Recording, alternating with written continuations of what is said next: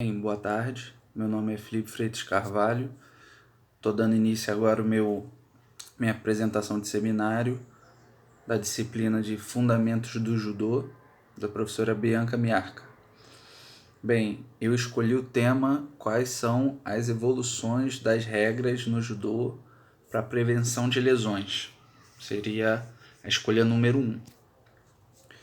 E antes de mais nada, eu acho que é importante uma revisão histórica para entender a transformação do judô no espaço temporal e como ela chegou até o ponto de se tornar um esporte.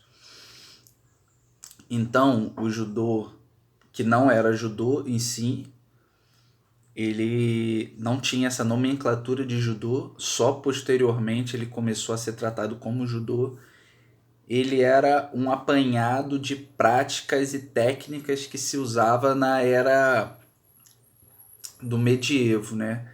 1600, 1603, como data no nosso estudo, você já tinha esse tipo de prática. Essa prática era dada pelos bushis, que era uma espécie de agente estatal daquele feudo, né?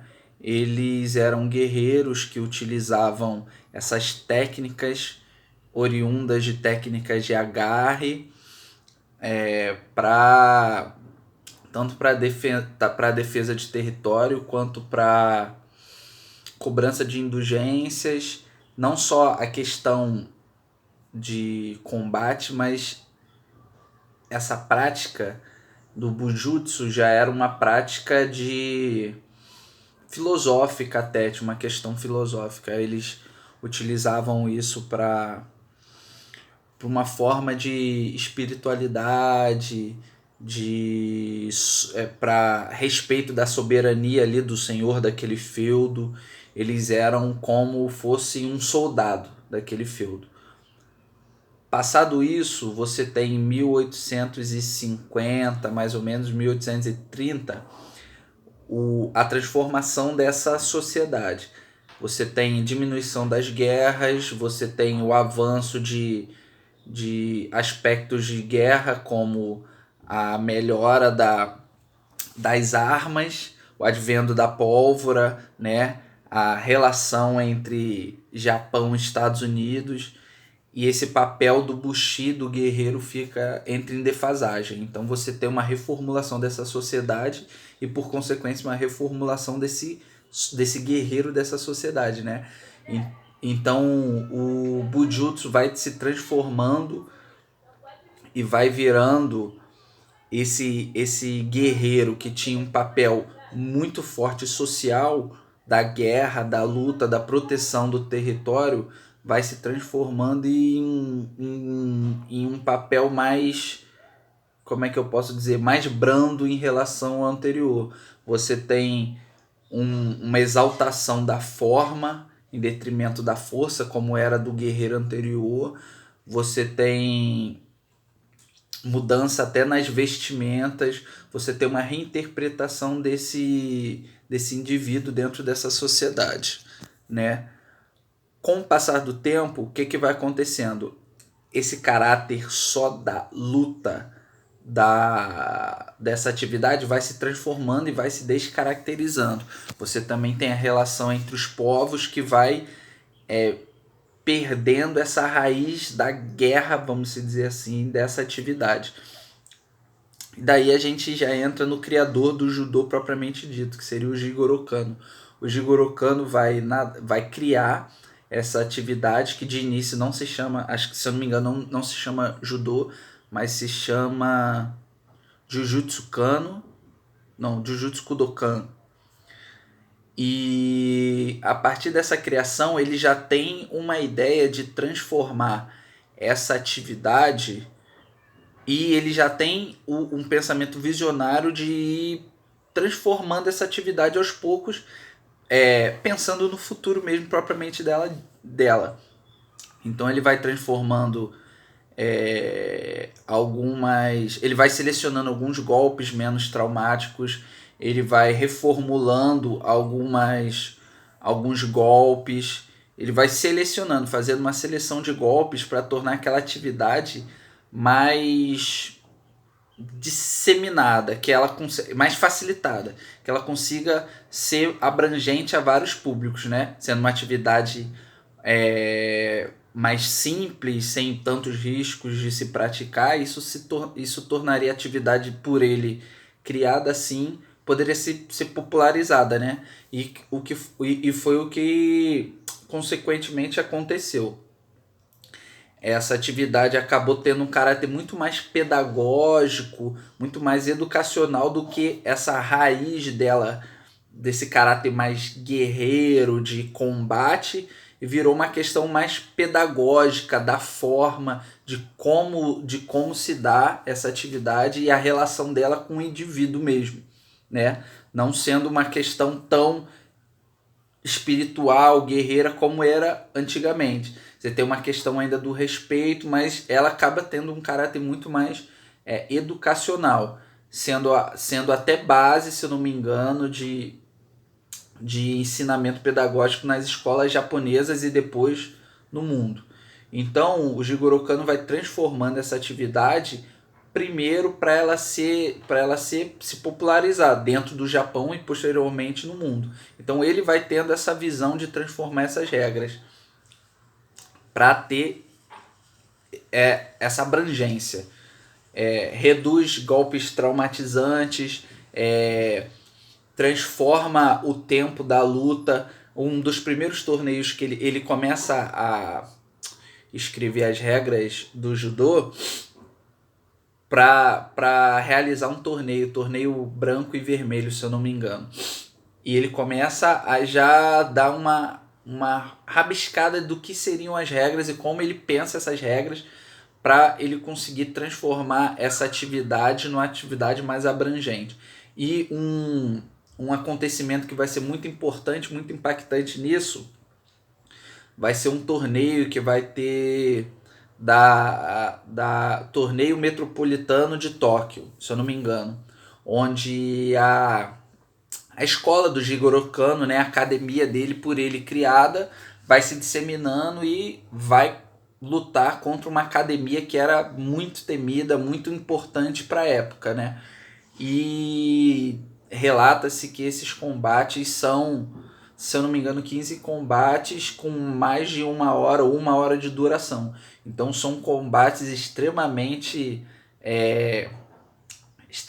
exaustivos, que as pessoas iam quase até a morte. Então, tendo essa percepção na prática, ele também tem o pensamento visionário de transformar esse tempo da prática em um tempo que ele consiga ser menos lesivo, mais atrativo. Então ele transforma até esse tempo, a duração do combate, que nesse primeiro torneio é um combate até alguém desistir ou alguém, sei lá, se ferir, morrer, para uma questão muito mais específica, até mesmo esportiva. Por quê? Ele a partir desse momento, não vou dizer a partir desse momento, mas ele já começa a semear essa ideia de transformar a prática também no esporte. Então ele vai criando normas, regras, selecionando golpes menos lesivos, como chave de dedo, alguma coisa assim, para tornar isso um esporte. Uma parada legal também que fala sobre, que a professora mostra durante a aula, é uma foto da Olimpíada de 1936, se eu não me engano, em Berlim, que você consegue ver ao fundo o Jigoro Kano ao fundo do pódio. Então você já via ele interagindo com as potências nacionais, né? A Alemanha muito forte na época, para pleitear um lugar do judô nas Olimpíadas e transformar isso num esporte. E com essa ocidentalização, com essa com essa entrada dos ocidentais no judô, nessa cultura do judô, com essa disseminação que o Jigoro Kano tinha em mente com o êxito dele, você vai adaptando regras, restringindo o movimento justamente para aplicar isso em larga escala. Então, vão se transformando, alguns golpes vão sendo selecionados e, consequentemente, você tem o judô conseguindo entrar como uma atividade olímpica. Então, coisas muito importantes. Então, você vendo a história, você consegue ver que a atividade vai sendo transformada com o passar do tempo. Vai de uma atividade que tem um caráter espiritual, filosófico e de guerra para aquele indivíduo na Idade Média, onde ele é um guerreiro ali do feudo, do seu feudo e do seu senhor. Chega a um primeiro momento onde esse papel, um segundo momento onde esse papel está defasado, então você tem até uma reinterpretação dos preceitos filosóficos, espirituais desse guerreiro, e você tem a criação, né, a nova roupagem que o Jigoro Kano vai dar a essas atividades, com novas regras, adaptações, visando a popularização, a proliferação dessa atividade no Japão inicialmente e depois no mundo.